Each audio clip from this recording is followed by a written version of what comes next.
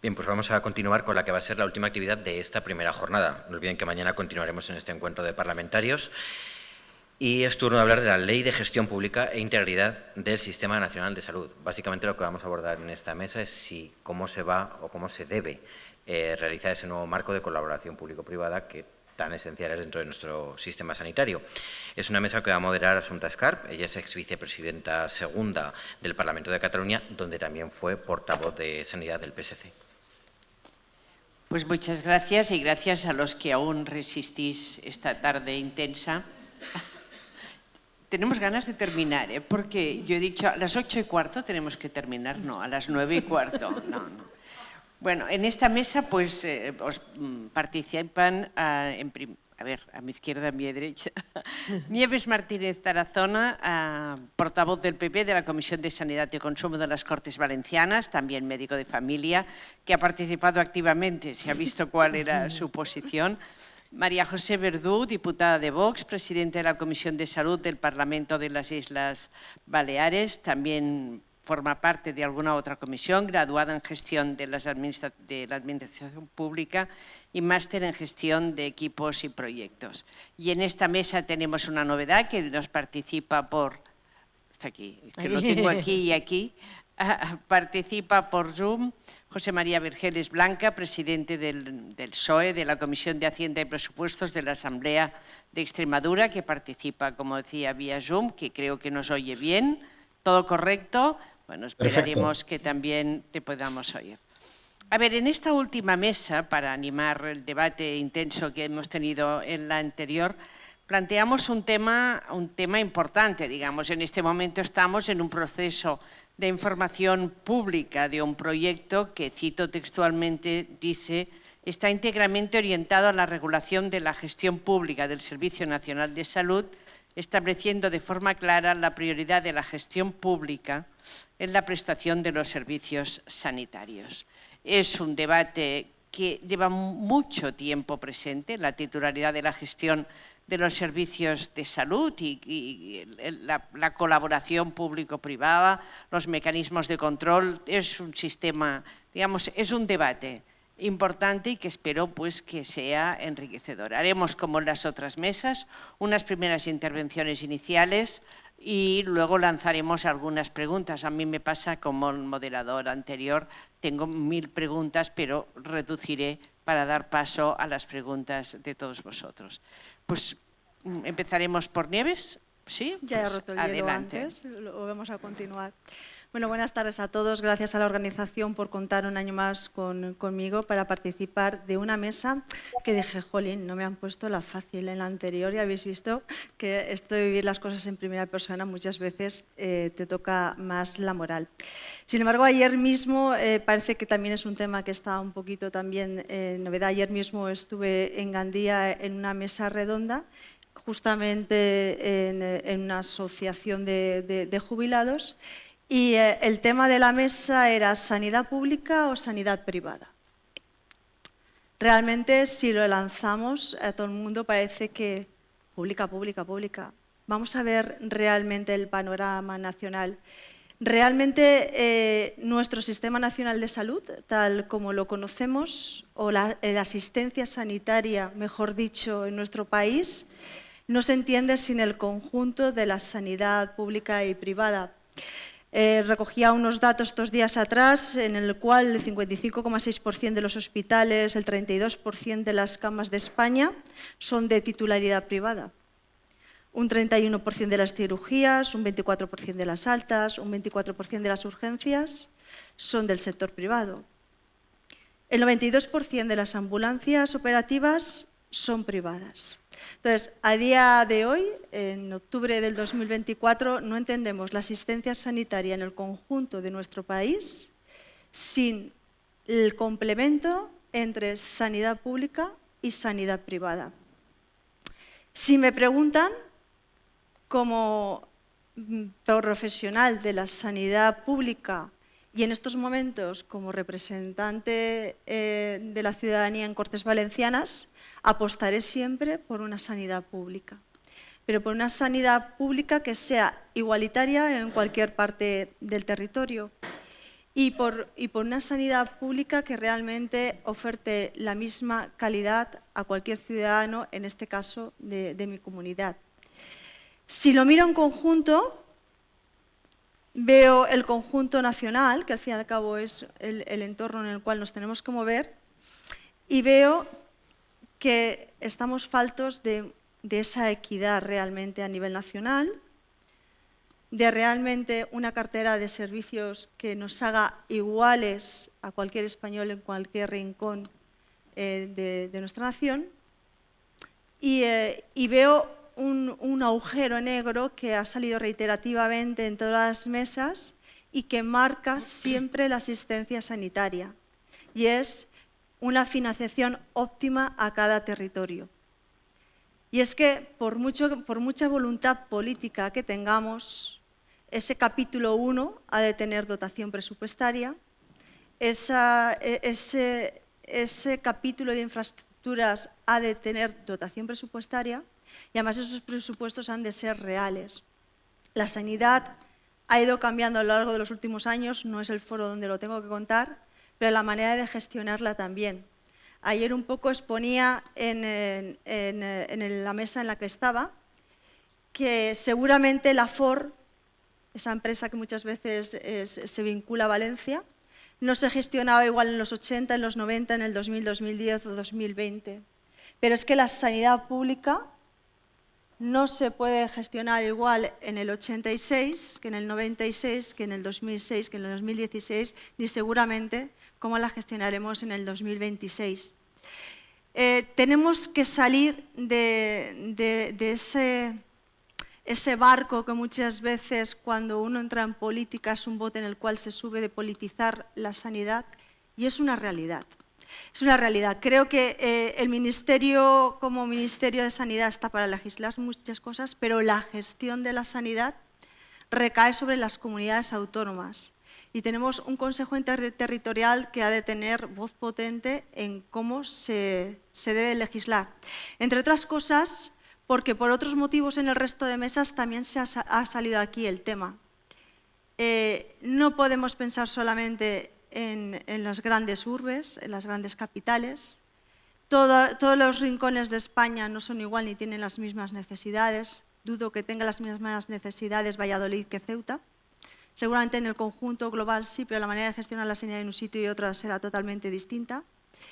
Y tenemos que quitarnos muchas veces lo bonito que es trabajar en la paz o en la fe, y pensar en trabajar en un pequeño hospital comarcal. Yo hago mucha incisión porque eso aquí a nivel de la Comunidad Valenciana es algo que estamos trabajando desde el minuto 1 que se ha llegado a la gestión, porque es que hemos corrido el peligro de tener que cerrar un hospital por no haber un radiólogo de guardia.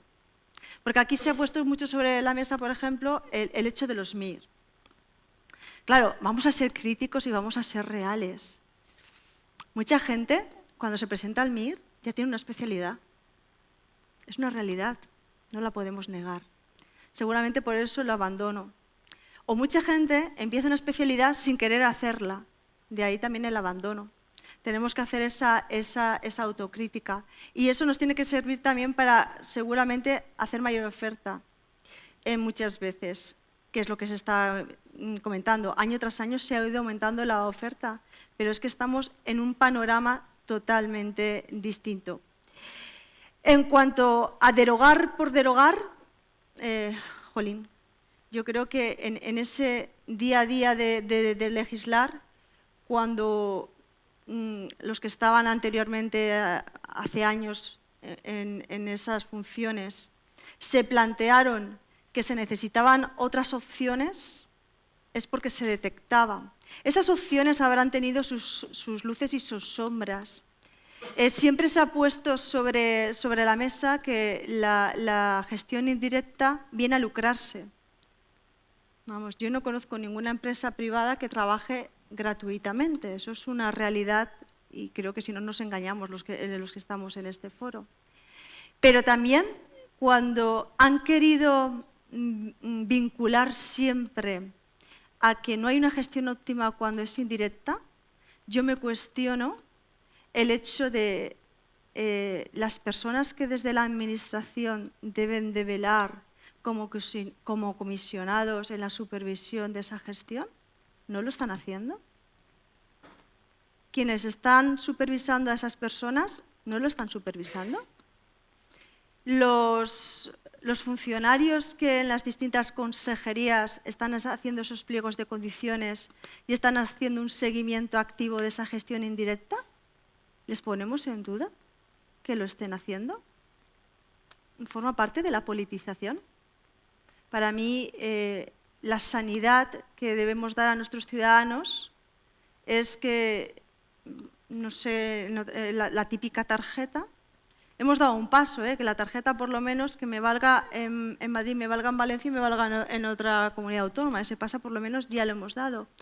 Pero que cuando yo como ciudadano tenga que acceder a un servicio sanitario y me identifique, esa sanidad sea gratuita y lo que tenemos que velar los poderes públicos es porque sea de calidad. El miedo a la gestión o al cómo se gestiona, para mí ya forma parte de la politización. El 90% o más del 90% de las ambulancias es público-privado. Los servicios de farmacia es público-privado. ¿Vamos a denostar tanto todo lo público-privado? Hasta ahí. Pues muchas gracias, porque además, como en esta mesa no tenemos aquí el cronómetro, vamos un poco más perdidas, Ni lo he mirado, pero lo has clavado directamente. Parece que continuemos contigo y con María José y luego ya pasamos a nuestro invitado por Zoom. Perfecto, pues adelante, muchas gracias a todos por continuar aquí valientes. Estáis autorizados a bostezar si en algún momento lo necesitáis, porque a estas horas hay que tener ahí fuerza para aguantar porque estamos ya todos cansados del día.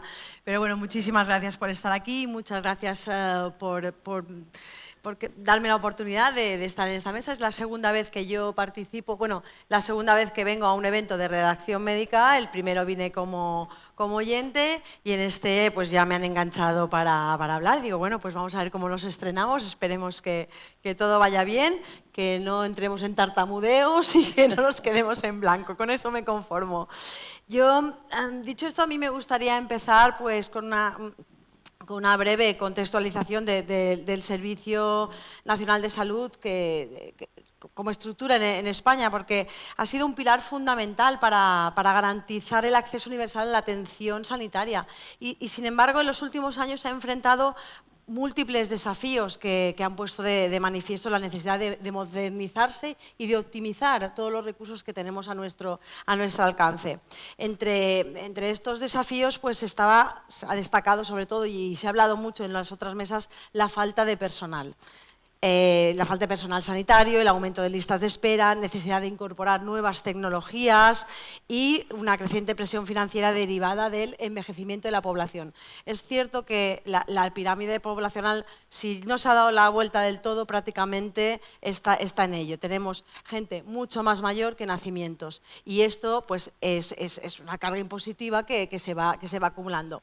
En mi caso, yo que he venido aquí a hablar de mi libro, que son las Islas Baleares, pues el sistema de salud ha sufrido un colapso. Es cierto que mi compañera Patricia Gómez del Parlamento Balear pues ha dicho que en salud pues llegábamos bastantes veces a consensos en las comisiones y todo eso, pero en este caso no vamos a estar de acuerdo con el tema que yo voy a sacar ahora, porque el aumento, es decir, la causa de este aumento no ha sido solamente la población que habita las islas y la falta de infraestructura, que también, sino que también hemos tenido una problemática muy grande en la contratación de profesionales porque se les exigía el requisito del catalán. Y esto evitaba pues, que personas del resto de la península pudieran venir a trabajar a las Islas Baleares. Y si llegaban aquí y se encontraban con estos problemas, pues muchos de ellos ya se iban directamente a la sanidad privada en lugar de irse a la sanidad pública. Y claro, uno se pregunta si es buen médico para trabajar en la sanidad privada, ¿por qué no puede ser buen médico para trabajar en la sanidad pública simplemente por no tener un requisito de catalán? Es cierto que durante la pandemia se hizo una extensión y se quitó este requisito, pero luego este requisito se puso otra vez en marcha y muchas veces se hablaba de estabilizar plazas, pero si no existía ese requisito de catalán no se podían estabilizar esas plazas. Así que bueno, yo también me voy a colgar una medallita a nuestro partido, porque recientemente, gracias a una propuesta del actual equipo de gobierno y con el apoyo del grupo parlamentario Vox, al que yo represento, pues ha otorgado este apoyo y se aprobó durante los primeros meses del actual gobierno de las Islas Baleares el decreto ley 5/2023 de 28 de agosto de medidas urgentes en el ámbito educativo y en el sanitario. Y gracias a este decreto pues, se ha permitido eliminar ese obstáculo que privaba a los ciudadanos de disponer de profesionales de los servicios sanitarios, de los servicios públicos, que era el conocimiento del catalán. De hecho, en las oposiciones prácticamente se valoraba exactamente el tener un máster de cualquier especialidad sanitaria que tener el requisito del catalán. Es que, de hecho, si no se tenía este requisito ya no se podían ni presentar. Y gracias a esto, pues esto lo hemos podido subsanar. Gracias a esto también hemos conseguido sanitarios en otras islas. Teníamos una oncóloga en Ibiza que llevaba trabajando años y la perdimos porque no tenía el requisito del catalán. Ahora ya tenemos 5 oncólogos en Ibiza. Teníamos un déficit muy grande de sanitarios, de profesionales, y este requisito pues, lo hemos podido subsanar. De forma pues, que ahora podemos contratar más profesionales, podemos garantizar cobertura del sistema sanitario público y, por ende, una mejora de cara a los ciudadanos de las Islas Baleares. Además, nosotros también hemos sido, no quiero decir pioneros, pero bueno, también en Baleares se aprobó recientemente, el pasado abril, el decreto 1/24 del 22 de marzo, por el que se regulaban determinados aspectos de la actividad sanitaria urgente y emergente de las Islas Baleares. Y precisamente con la finalidad de que este sistema público de salud se refuerce por los servicios de la sanidad privada para atender a las urgencias de los turistas, ciudadanos, comunitarios y británicos que se desplazaban temporalmente a nuestra comunidad. Recordemos que las Islas Baleares, en lo que es la temporada estival, que de cada vez se alarga más, que prácticamente es de mayo a octubre, doblamos casi la población. Y, sin embargo, no doblamos el número de médicos. De hecho, casi se reduce porque muchos de ellos, lógicamente, también tienen su periodo vacacional y es lógico que en el mes de agosto pues, quieran tener vacaciones. Por lo tanto, tenemos doble población y o igual o menor número de sanitarios. Es decir, la finalidad de que pueda haber una política y una cogestión público-privada a nosotros nos beneficia mucho y de hecho la necesitamos, porque es que si no, no daríamos abasto a cubrir todo ese incremento poblacional que se crea en las Islas Baleares. Y bueno, la finalidad es bastante clara, lo que es aliviar esa sobrecarga sufrida de la sanidad pública que sufre, ya os digo, durante toda la temporada estival. Y si bien es un inicio, hay que evaluar si con esta normativa va a ser suficiente. De momento la vamos a poner en marcha y luego lo que decíamos, las cosas se tienen que evaluar y tenemos que ver si realmente ha sido efectivo y si es suficiente para dar cobertura a nuestros residentes y a nuestros residentes temporales que vienen a pasar el verano, sus vacaciones, y ver si esto va a mejorar el servicio y la sanidad en nuestra comunidad. Y por eso digo que en este contexto la colaboración público-privada juega un papel fundamental. Para nosotros es clave para aumentar la capacidad de respuesta, para aumentar los recursos, porque además es que no es lógico, si tú tienes un servicio sanitario público y un servicio privado, ¿por qué no podemos hacer uso de ambos para aliviar la carga? Es decir, no se trata de privatizar, no hablamos de privatizar en ningún momento, hablamos de una cogestión, una colaboración y una ampliación de recursos para que podamos tener más oportunidades, más recursos, más médicos y así poder atender mejor a nuestros ciudadanos. Muchas gracias. Pues muchas gracias y además muchas gracias por ceñiros al tiempo. Y van saliendo temas importantes, ¿no? Sobre cooperación, sobre complemento. Bueno, y algunos adjetivos también importantes. Damos paso ahora a José María. ¿Nos oyes bien? A ver si también te Sí. podemos oír a ti. Pues adelante. Bueno, buenas tardes a todas y a todos. Gracias en primer lugar a la organización por invitarme. En segundo lugar, bueno, pues saludar a mucha gente que seguro que está en el auditorio. No los puedo ver. Se ha citado a Patricia, por la que siento un profundo cariño y una profunda admiración, por todo lo vivido en el pasado y porque entiendo que fue una excelente consejera de Sanidad de las Islas Baleares. Me han hecho un atraco. O sea, me atracaron antes de ayer, me llamó a alguien de redacción médica que no le podía decir que no, y yo soy difícil diciendo que no también, por lo cual me dejé meter en este atraco y espero estar a la altura. Pero me lo comentaron antes de ayer y pido disculpas por no estar presente en la sala. Me gusta estar en los sitios donde tengo que estar presente, pero en esta ocasión pues ya me era imposible cuadrar todas las cosas. Mañana además celebramos el Día del Donante de Sangre en Extremadura y me gustaría estar con ese mundo al que debemos tanto, ¿no? Por cierto, no son privados. Bueno, yo creo que la ley que se plantea en el título de esta mesa no es una elección. No es una elección sobre lo público o lo privado, ni siquiera es una elección entre si tenemos que ir a lo público o tenemos que ir a lo privado, o si tenemos que elegir entre lo público o tenemos que elegir en lo privado. No.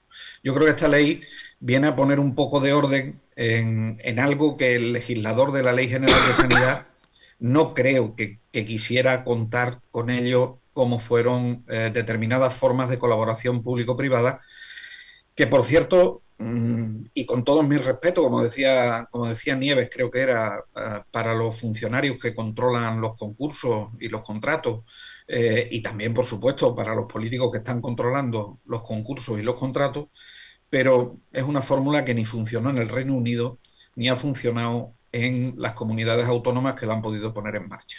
Digo, la han podido poner en marcha porque en Extremadura no tenemos este problema, sinceramente. Es decir, con un 10% de la población asegurada por lo privado, es difícil que podamos tener este problema. Es más, en alguna de las mesas de redacción médica de las que soy asiduo, he dicho alguna vez que se podría establecer una equidad cuando en Extremadura una aseguradora privada pusiese un hospital en Talarrubias, que para que todo el mundo me entienda está en la Siberia extremeña. Allí no lo pone nadie, más que el sistema sanitario público.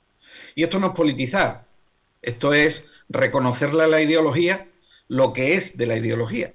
Y yo soy lo que soy y accedo al Sistema Nacional de Salud que tengo y los tratamientos. Hoy celebrábamos el Día Mundial del Cáncer de Mama, que es mañana, pero lo celebrábamos hoy en la Asamblea de Extremadura, y los nuevos tratamientos, las terapias disruptivas, quien asegura que se acceda a ellas de mejor manera es el sistema público. Por lo tanto, yo creo que tiene que ser una ley flexible que permita distintos modelos. Yo creo que es una constante que se colabore entre el mundo público, pero tenemos que elegir muy bien la forma de relacionarnos para intentar prestar la mejor calidad sanitaria a nuestra población y hacer este sistema sostenible, ¿no? El papel que puede tener de complementario la sanidad privada. Y así nos... Tenemos algún problema, porque se queda como cortado. Sí, ahora no sé si me escucháis. Sí, ahora sí. Bueno, que decía que nosotros nos relacionamos habitualmente con la privada a través de nuestros conciertos marcos, el Paracelso y el Galeno. Y tenemos una relación pues adecuada desde esos conciertos marcos. ¿Cuándo? Pues cuando es necesario. Y el ejemplo lo hemos tenido en la pandemia, ¿no? Aquellos que hemos vivido como consejeros durante la pandemia sabemos qué es colaborar entre el sistema sanitario público y el sistema sanitario privado. Hay otras formas de colaborar que yo creo que debe recoger esta ley en su flexibilidad, pero entiendo que es necesaria porque viene a poner un coto a una reforma que se introdujo en el año 97 y que yo creo que no responde al espíritu de la Ley General de Sanidad, ¿no? Y esto no es politizar, es reconocerle al César lo que es del César y a Dios lo que es de Dios, aunque yo en este momento no sea demasiado católico. Gracias.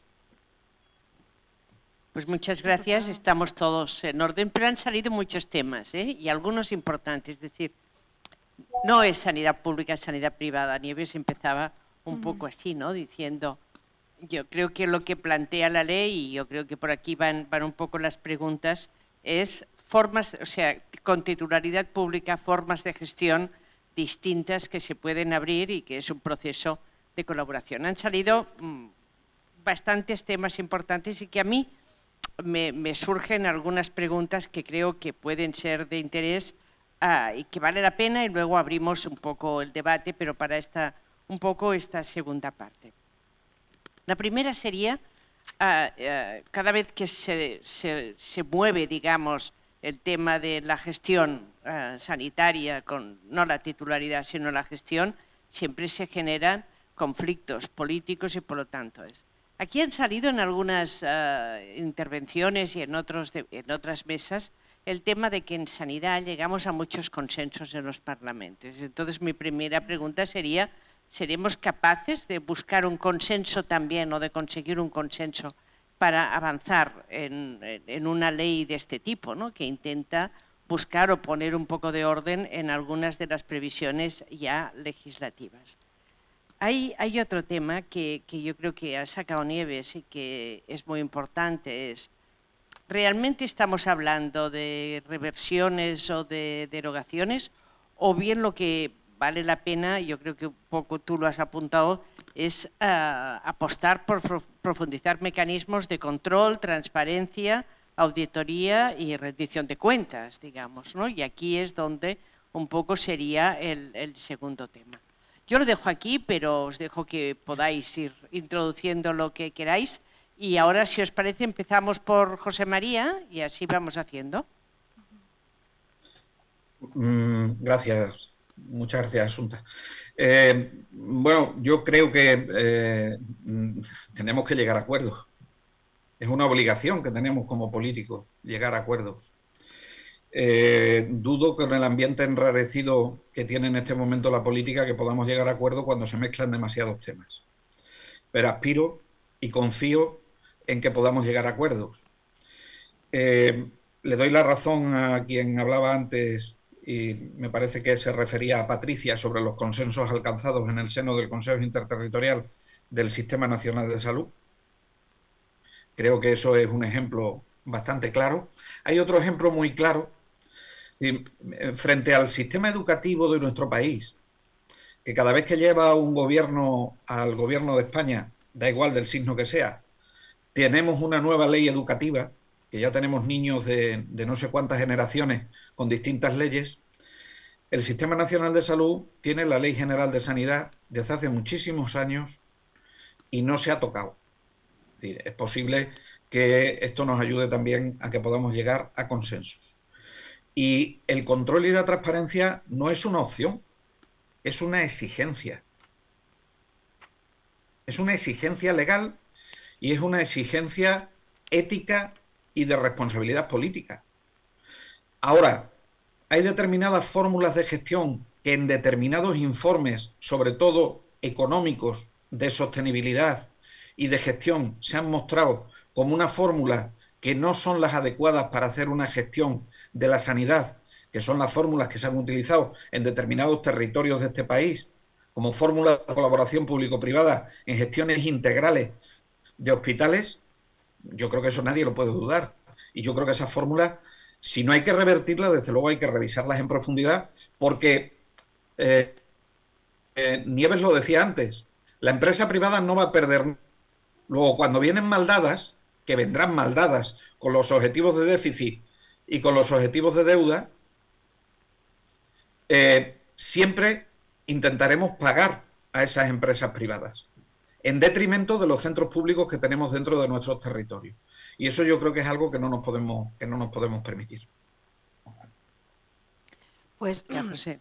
Es que cogiéndole un poquito el guante, lo que hablaba de que tenemos que tener una ley para poder abarcar todos estos, la ley esta de gestión pública e integridad del Servicio Nacional de Salud pues adquiere cierta relevancia en este contexto, porque lo que permite es establecer un marco normativo claro en el que ahí será donde podamos llegar a consensos, que va a permitir una relación equilibrada y beneficiosa entre los sectores público-privados y protegiendo la integridad del sistema sanitario. Lo que va a hacer va a ser mejorar sobre todo la calidad de los servicios, que eso creo que es lo fundamental, porque es que la administración pública lo que tiene que hacer es defender la sanidad pública y hacerla accesible y eficiente, y ese foco tiene que estar en lo que es la satisfacción de los pacientes, en cumplir objetivos, en optimizar recursos y en poder dar el mejor servicio que podamos dar. Y si ese servicio mejor, máximo que podemos dar tiene que ser a través de convenios de sanidad pública, sanidad privada, no debemos rechazarlos y no debemos evitarlo. Es decir,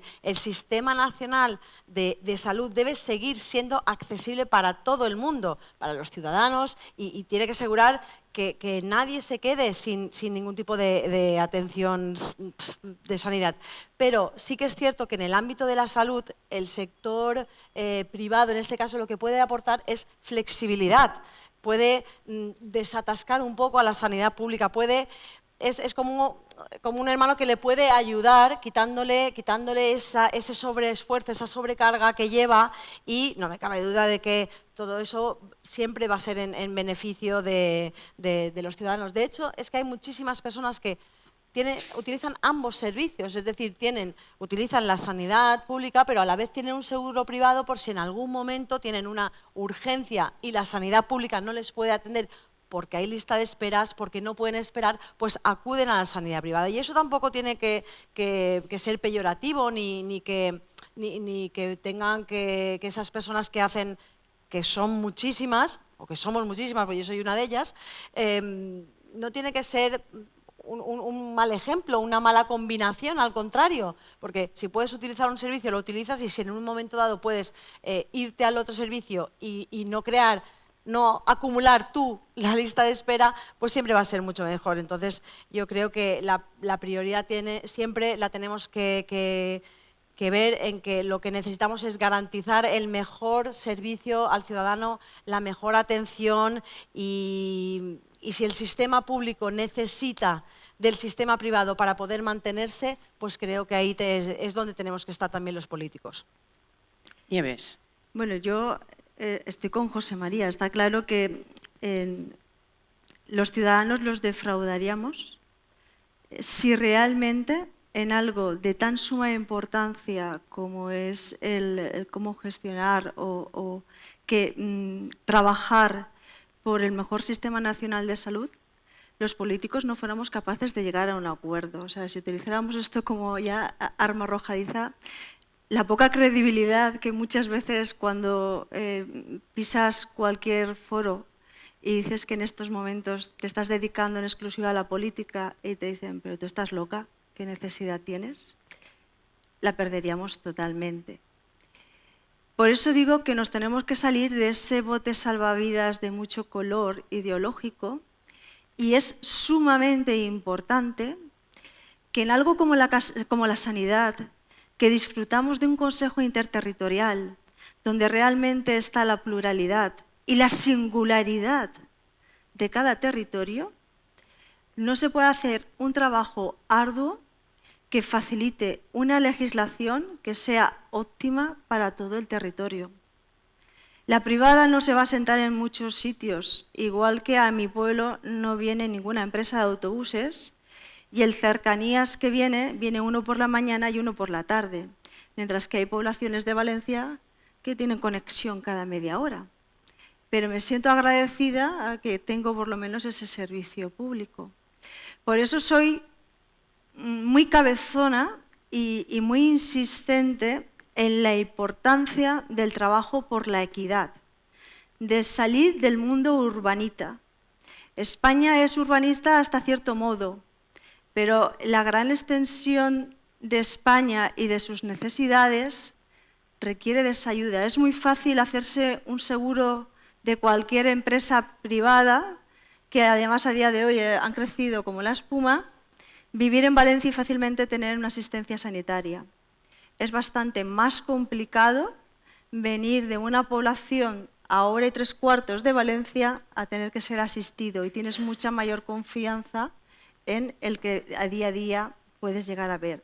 Importante por ahí ese consenso legislativo. Luego, el miedo al cambio o la estigmatización hacia ciertas ideologías de algo que en un momento pudo servir, como es las gestiones integrales, en este caso de hospitales, de gestión indirecta. Yo no cuestiono que quien lo pusiera en ese momento lo pusiera con la mejor de sus intenciones y que han sido capaces de dar servicio a territorios en los cuales la privada por sí sola no se hubiera sentado, hubiera pasado igual que en esta población que acabas de nombrar o en mi pueblo, no se hubiera sentado, pero que esa gestión indirecta ha provocado que haya un servicio en un territorio. Y me vuelvo al ejemplo que ponía al principio. Las épocas van cambiando, los modos de gestionar cualquier empresa van cambiando y los modos de gestionar las instituciones públicas también. Puede haber llegado el momento, como ha pasado aquí en la Comunidad Valenciana, que ha habido un punto y aparte en la gestión de ciertas áreas y han revertido de nuevo al sistema público. Aquí, por ejemplo, al llegar un gobierno del PP, en este caso, ya se estigmatizó con el hecho de que, por ser políticas de derechas, no se iba a llevar a cabo una reversión. Ahí es cuando perdemos credibilidad con los ciudadanos. Porque realmente, cuando tú valoras, hay unos ítems, hay unos números, hay unas valoraciones, hay unos estudios que valoran que en ese momento ese departamento ha de ser revertido. Ha estado gestionado indirectamente durante X años, ha dado un servicio y ha llegado un momento de gestionar de modo distinto. Y que, sin embargo, resta uno que le has prorrogado porque sus números, su servicio, son los adecuados. ¿Eso significa que no hay que estar supervisando ese departamento? Por supuesto que sí. Yo revisando estos días, a mí me avisaron con unos días más de la antelación, pero la vorágine del día a día tampoco te creas que me ha dado a rebasar mucha cosa. Pero me bajaba unas declaraciones de la ministra y hay un punto que me encanta. Mejoras en los procedimientos de transparencia, auditoría y rendición de cuentas de los modelos de gestión privada y asistentes en la actualidad. ¿Por qué no? Vamos a supervisar, vamos a mirar con filtro en qué gastamos el dinero público. Todo lo que sea mejora me parece genial. Pero luego, revisando un poco, cuando veo que en el borrador hay derogación de ciertos artículos, algunos de los cuales, me he subrayado aquí una frase como es: las administraciones públicas sanitarias no podrán concertar terceros la prestación de atenciones sanitarias cuando ello puede contradecir los objetivos sanitarios, sociales y económicos establecidos en los correspondientes planes de salud. No se podrán establecer conciertos para las prestaciones de servicios sanitarios con medios ajenos a ellas. Esto no es un consenso. Esto no es la necesidad de asistencia sanitaria que tienen en estos momentos los españoles. Todos somos conocedores que los conciertos puntuales son necesarios, que ese trabajo conjunto es necesario para que esa sanidad pública, esa sanidad gratuita, esa sanidad universal, pero que ha de ser de calidad, esté al servicio del ciudadano. Creo que tenemos, en este caso, por delante un trabajo arduo en el cual los políticos van a tener que demostrar a la ciudadanía que están ahí realmente por hacer cosas importantes y no por el jaleo continuo de las típicas peleas que nos enseñan, ¿no?, entre comillas, o debates muchas veces que no llegan a la nada.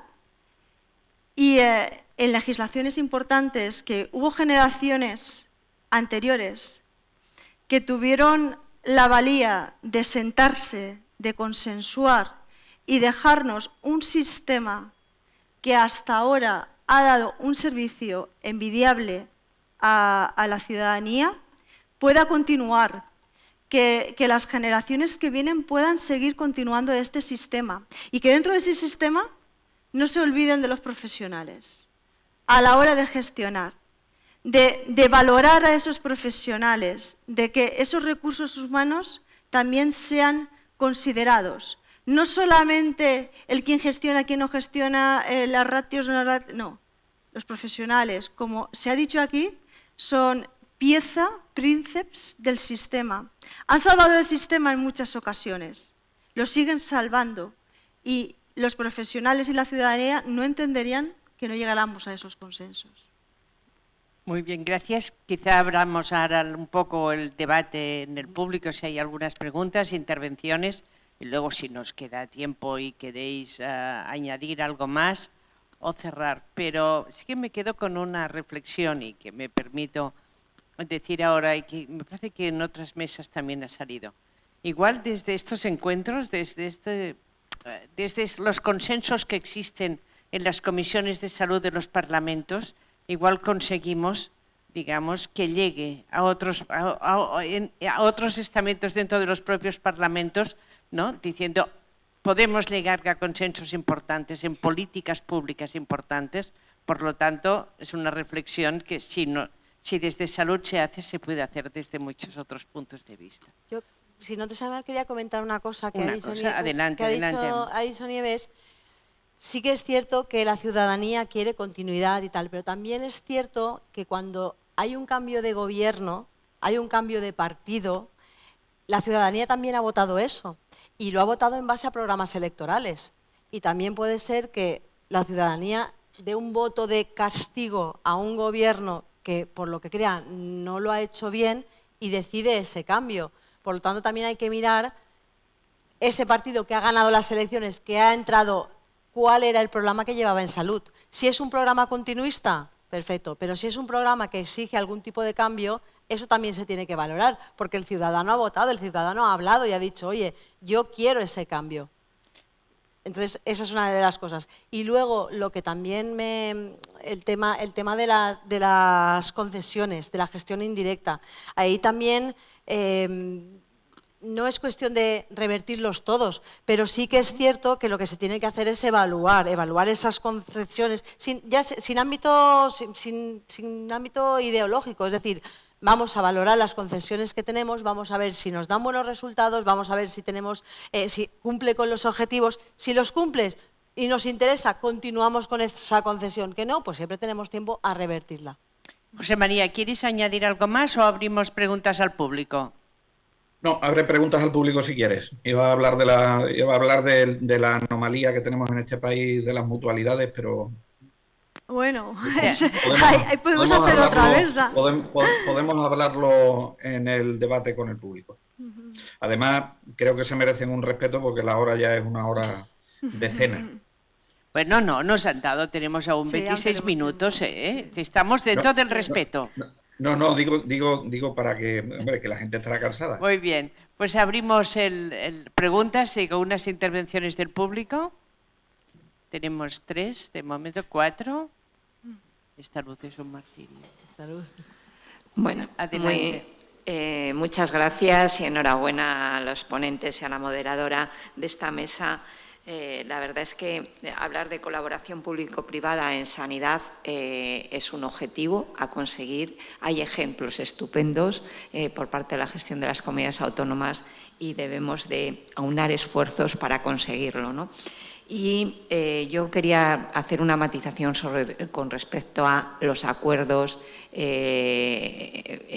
la unanimidad a nivel parlamentario, ¿no? Yo creo que en sanidad es posible. Tenemos 2 ejemplos a nivel del Congreso de los Diputados, una en la legislatura pasada, que fueron los acuerdos de la Comisión de Reconstrucción Económica y Social, donde cogimos todos los grupos parlamentarios, nos pusimos de acuerdo en una serie de conclusiones y ese es un ejemplo de que cuando queremos podemos.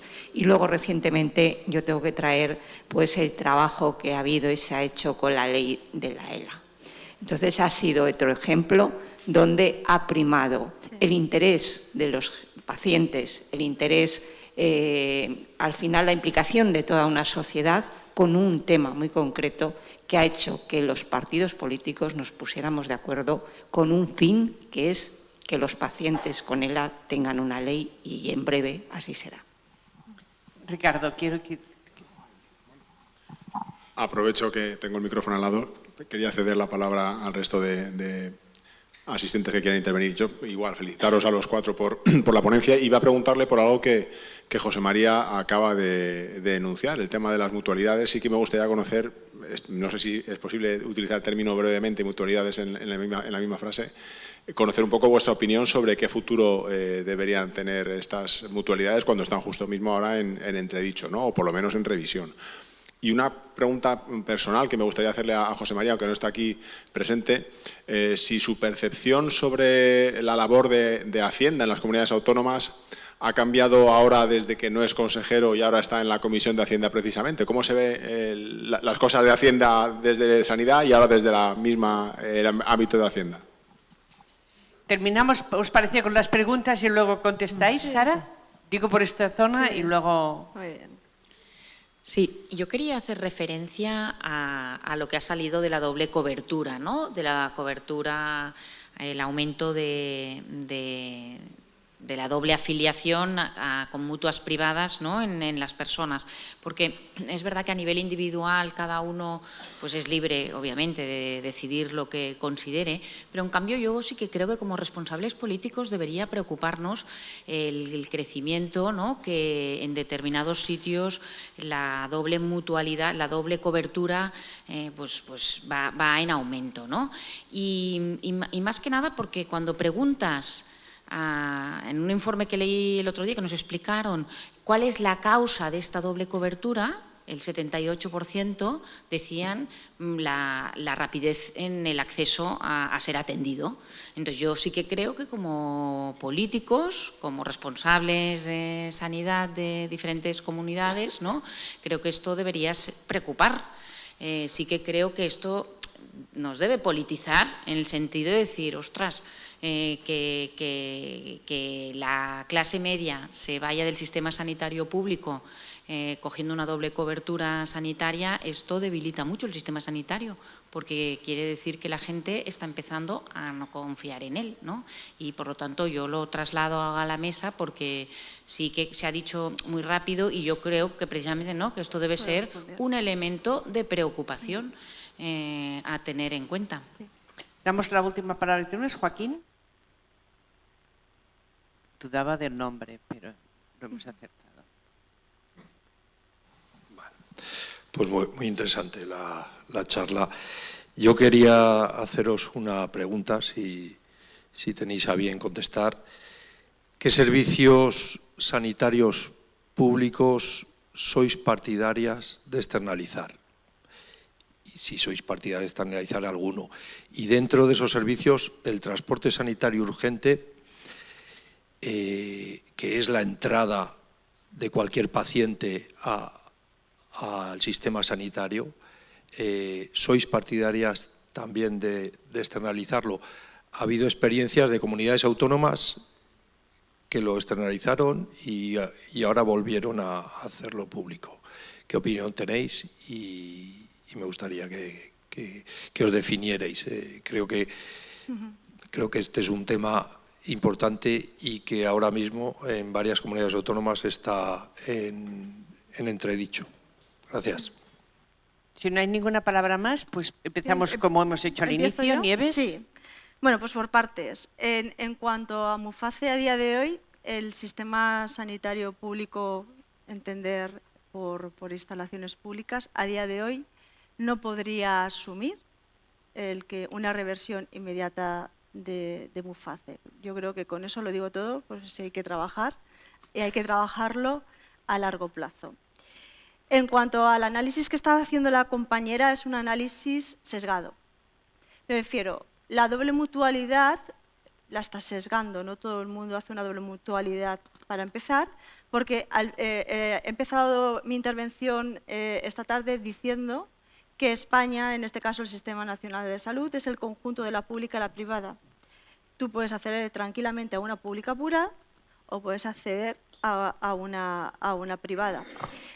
También debemos de hacer un análisis más exhausto y a lo mejor también tenemos que analizar lo que yo llamo la generación Amazon. Lo quiero para allá. Si analizas bien esos datos, verás que un gran porcentaje de las mutualidades se dan en un rango de población joven que por motivos laborales o por la inmediatez que en tantas cosas de su vida necesitan, se hacen usuarios de la pública. No con ello quiero decir que la pública por eso está debilitada, no lo creo, para nada. En cuanto a lo que me comenta el compañero de qué servicios sanitarios se deberían de externalizar, es difícil. Si ahora me dijeras como si te vas a una isla y te tienes que llevar algo, ¿qué te llevarías? Pues si yo en un sistema sanitario tuviera que externalizar algo, externalizaría las pruebas complementarias. ¿Por qué? Por no perder la longitudinalidad y el seguimiento de un paciente. Si yo soy tu profesional sanitario, que te sigo a ti, que te conozco perfectamente, pero necesito una prueba complementaria para poder hacerte un seguimiento, o un diagnóstico de diferencial, un seguimiento, una continuidad, externalizaría una prueba complementaria. No digo que haya que externalizadas todas, pero si me dieras a elegir una cosa para llevarme a la isla, en este caso una cosa para externalizar, externalizaría eso. En cuanto al transporte sanitario urgente, a mí no me importa tanto las furgonetas customizadas. Me importa los profesionales que están en esas SAMUs, en esos soportes vitales. Y sobre todo me importa una cosa, los centros de información y coordinación de urgencias, que son vitales para que esa parte material funcione correctamente. Aquí en la Comunidad Valenciana tuvieron a bien a centralizarlo todo en la ciudad de Valencia, lo teníamos externalizado. Antes estábamos comentando en el café la diversidad, ¿no?, territorial, de un Castellón, de un Valencia y de un Alicante. Teníamos 3 centros de información y coordinación de urgencias que conocían perfectamente la idiosincrasia de cada una de las partes del territorio. Y se decidió centralizarlo, dando pie a errores importantísimos a la hora de que esa asistencia llegara cumpliendo isócronas a ciertas urgencias. Entonces, no me importa tanto lo que es en sí la ambulancia como tal materialmente, sino quién coordina a esos profesionales y que esos profesionales estén dentro del sistema y sean respetados. Me quedaría con eso. María José. Sí, bueno, yo estoy totalmente de acuerdo con Nieves que si se tuviera que externalizar una sola cosa deberían ser las pruebas complementarias. Más que nada porque son eso, complementarias. Y al no es que no sean necesarias, pero sí que complementan un tratamiento que ya tienes por la sanidad pública y por lo tanto lo podrías externalizar y tendrías ese doble servicio y esa doble capacidad de atención. Y en cuanto a lo del tema del transporte, nosotros, por ejemplo, en Baleares sí que lo que se hizo con la ley que aprobamos fue que desde el sistema centralizado se pudiera llamar a qué ambulancia estaba más cerca del lugar de un accidente, por ejemplo. Y si era una ambulancia de un servicio privado o de un servicio público, pues se daba prioridad a la cercanía. Y eso creo que también es un paso importante, porque a veces es cierto que nosotros no tenemos un territorio muy amplio, pero sí que no es lo mismo que te puedan atender en 5 minutos que te puedan atender en 45. José María. ¿Me oyes? No. ¿Se ha quedado? Sí. José María, sí. Perdona, que es que de vez en cuando tengo problemas con la conexión a internet, a pesar de cambio de red. Para ver si soy ¿Has capaz oído de... las preguntas de todas maneras o las intervenciones del público? Me falta la de Joaquín, me he perdido una parte. Bueno, no, Joaquín hablaba de si hubiera una externalización, ¿qué servicios externalizarías? Básicamente, ha planteado esto. Y ha hablado también del transporte sanitario urgente, si sería uno de los servicios a externalizar. Vale. Bueno, empiezo por responderle a Ricardo, desvelándole el secreto. No ha cambiado mi percepción con respecto a la sanidad estando de presidente de la Comisión de Hacienda. En absoluto. no solo no ha cambiado, sino que le doy un valor tremendo a que el Sistema Nacional de Salud se pague por impuestos en lugar de pagarlo por aseguramiento. Todavía más valor que cuando estaba de consejero de Sanidad incluso. Así es que, nada, ha reafirmado mi convencimiento de que estamos ante un país que goza de un Sistema Nacional de Salud excelente, con todas sus mejoras, con todas sus necesidades de mejora, pero que estamos ante un Sistema Nacional de Salud excelente. Bueno, yo creo que se ha usado en la mesa el término de mutualidad cuando queríamos decir aseguramiento. Lo digo con todo el respeto. Las mutualidades son unas figuras preconstitucionales donde los trabajadores no tenían asegurado en ese momento la asistencia sanitaria y por lo tanto se crean las mutualidades de funcionarios y se crea MUFACE, MUGEJU e IFAS. A la pregunta de qué hay que hacer con ellas, que lo decía Ricardo, mi deseo es que si tenemos un Sistema Nacional de Salud, el Sistema Nacional de Salud sea el que dé la cobertura sanitaria y dejemos de hablar de aseguramiento. Y el aseguramiento lo dejemos para la esfera privada. Pero, yo no creo que en este momento el Sistema Nacional de Salud esté preparado para absorber a todos los para absorber la atención sanitaria de todos los funcionarios de golpe.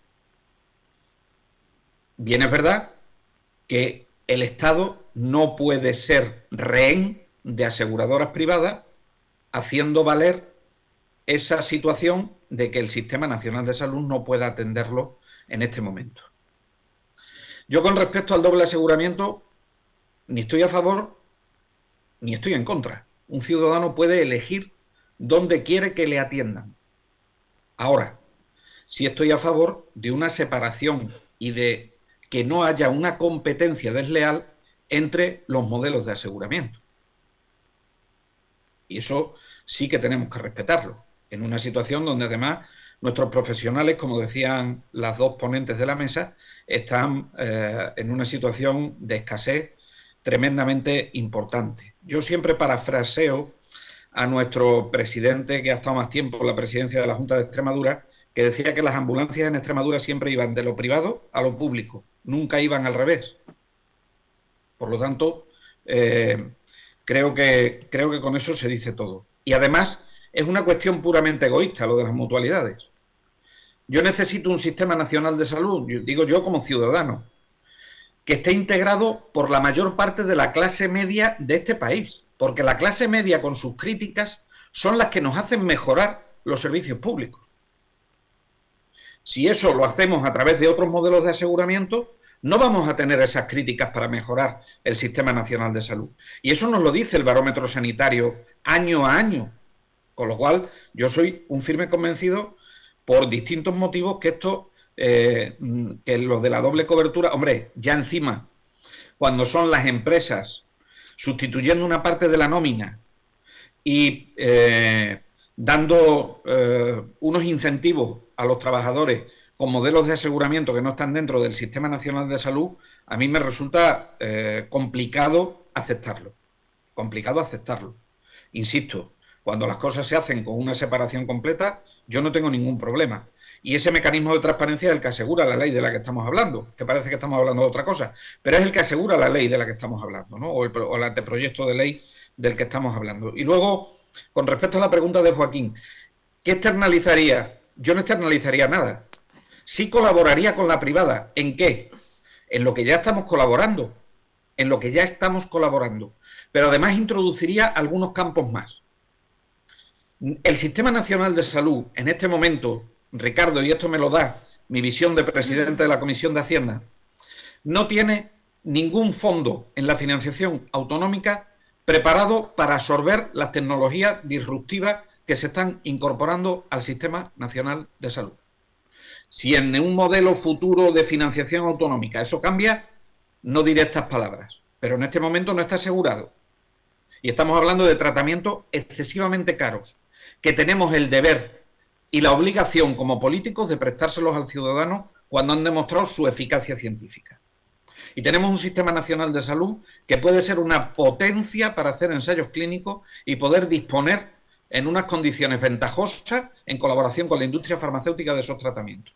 Y en segundo lugar, no es mejor consejero o consejera de sanidad aquel que quiere todos los TAC, todas las resonancias, todos los aceleradores lineales o todos los aparatos de PET-TAC en propiedad del Servicio Regional de Salud que sea. Por lo tanto, en el ámbito de la alta tecnología sanitaria, la colaboración público-privada debe ser un método a explorar. Ahora, servicios asistenciales, yo tendría mucho cuidado. Y con respecto al transporte sanitario urgente, yo creo que hay mucho debate sobre el transporte sanitario en este momento en este país.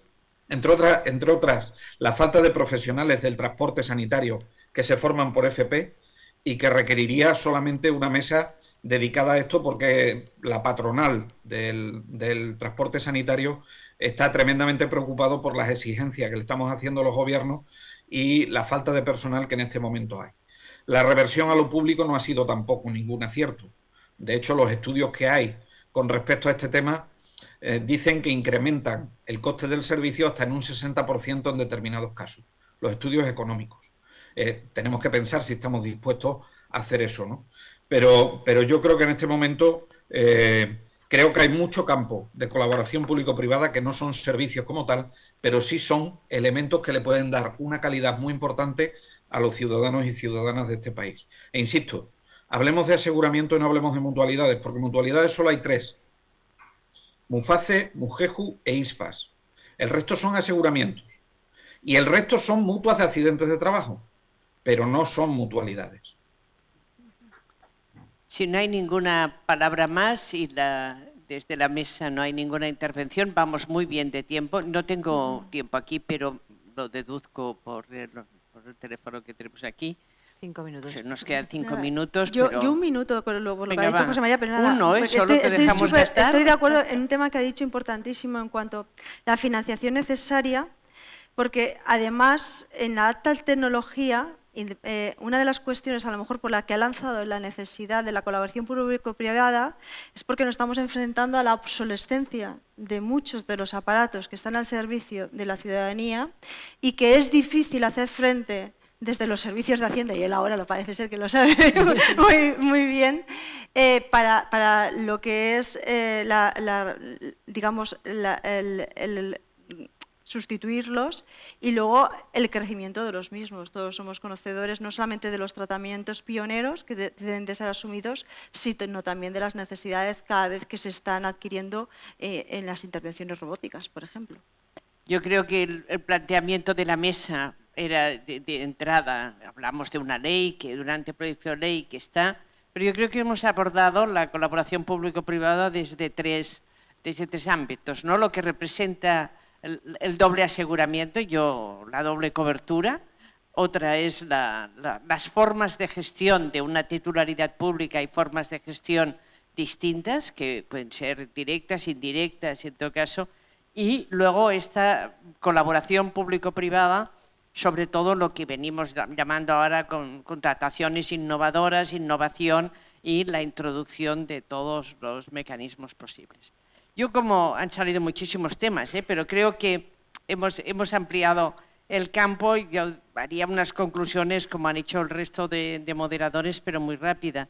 A mí lo que sí que me ha quedado de esta y de las otras mesas es que hay una apuesta por el Servicio Nacional de Salud, que hay una apuesta pública y que todos coincidimos en que han cambiado necesidades y realidades. Y, por lo tanto, toda la reflexión debe ir por aquí, ¿no? Pero hemos hablado mucho de equidad también aquí, de cartera de servicios, de calidad y de financiación óptima. Alguien ha dicho incluso, quizá deberíamos plantear la financiación de la sanidad, digamos, con un debate distinto de todo.